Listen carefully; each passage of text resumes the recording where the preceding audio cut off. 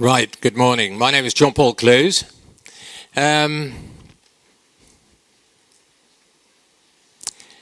have made it my life mission to help human organizations with a transformative process, a complex transformation from self-destruction into sustainable progress. If you look at that picture, you may recognize more or less that red line and the green line of Dr. Laszlo. We have gone into, over the years, into a very high focus on material, money, on industrialization, on using matter. And we are moving now very much to human values. Human values, why? Because that spaceship which contains us, that environment that we have, that is our living space. And we have been polluting it. We have been, through our material focus, we have been destroying it so much that we put ourselves under pressure, our own existence, right? So we are transforming. We are transforming ourselves, our consciousness, into getting human values back on the center of our policies. Now, Anastasia referred to why they should come to be active in this field. Now, I would like to tell you also why I became active into this field. In 1974, as a 16-year-old teenager, I moved with my parents from Holland to Spain. That was the start of an international career, which took me away from Holland for 27 years.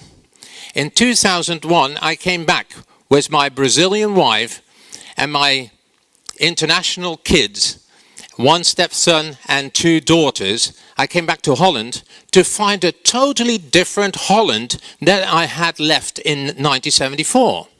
It had become a country totally evolved around money. In 74, we were still building up a country after World War II, and it was still full of discussion on what social securities and what important things and what values were there. In 2001, it was only money, money, money. It was an individualized country. It was a country full of complaints. It was a country full of fear for other people. It cost me my marriage.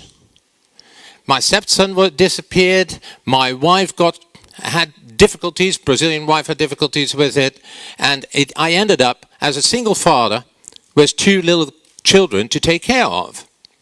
Right, and I had to be getting into arguments with politicians and public servants. Why I took, for me, it was more important to take care of my two little children and their safety than it was to become immediately a taxpayer again with a high top wage salary.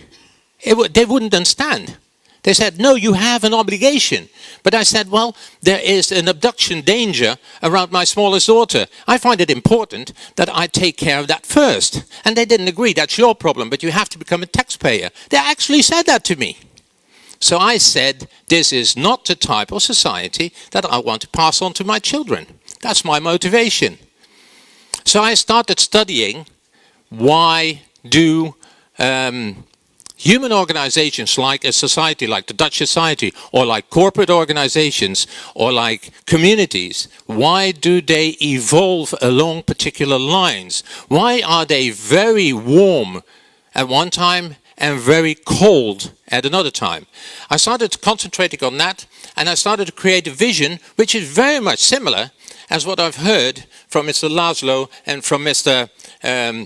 Gorbachev on the video, and I've started writing books about that. And I've started training now, and I've started offering organizations insight in what is really going on and how they can cope with it. And I've also created now a community since the credit crisis. Thank God for the credit crisis. Now we can talk about real change. Crises are necessary, absolutely, and we can talk about real change. Here in Holland, we don't feel those crises yet because we have a heck of a lot of social security funds and everything safeguarding us still from real crisis to ourselves. Our supermarkets are still full of food, and there's still clean water coming out of our taps. In the rest of the world, it's not necessarily like that. And we have to realize that. We're part of that spaceship. Okay, so I made it my mission to help organizations go through that transformation process when they're ready for it and they have awareness. We talk about sustainable leadership. I don't talk about that as a leadership that we are able to conduct that. First of all, what do you want to sustain? If we talk about sustainability, what do you want to sustain? Your old way of life? Your old economy? The old system? Is that what you want to sustain?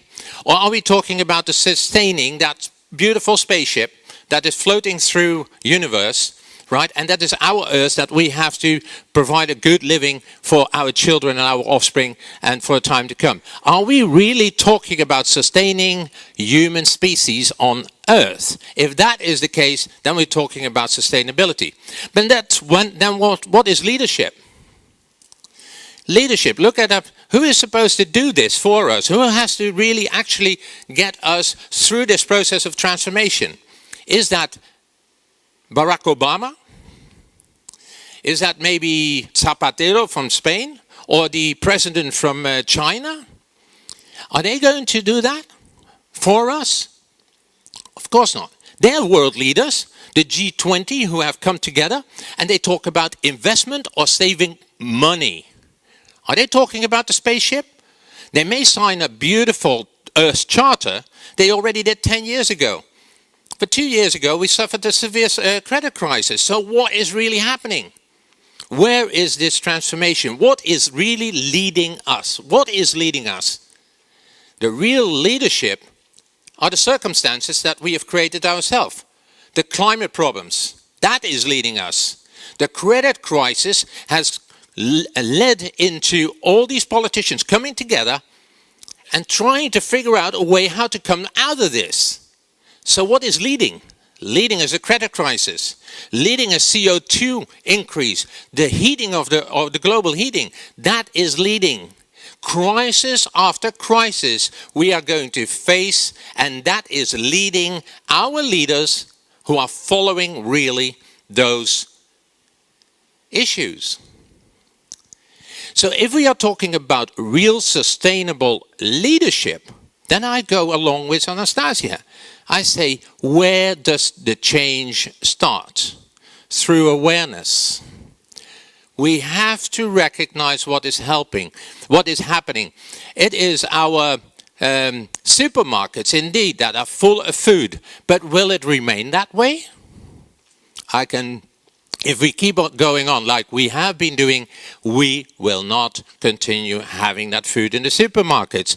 Clean water will not come out of the taps anymore, right? Awareness. Where does the change come from? From you and from me. It is you who is a sustainable leader. You and only you, individually. It's voluntarily now, after a number of crises that are going to be affecting yourself, like the crisis that affected me, my marriage and those kind of things, that got me to open up my eyes and say, all my previous career as general manager of big multinationals and those kinds, it's nothing. A good friend of mine says, everything you have, you can lose. Everything you are is there forever. So, if you have a lot to lose.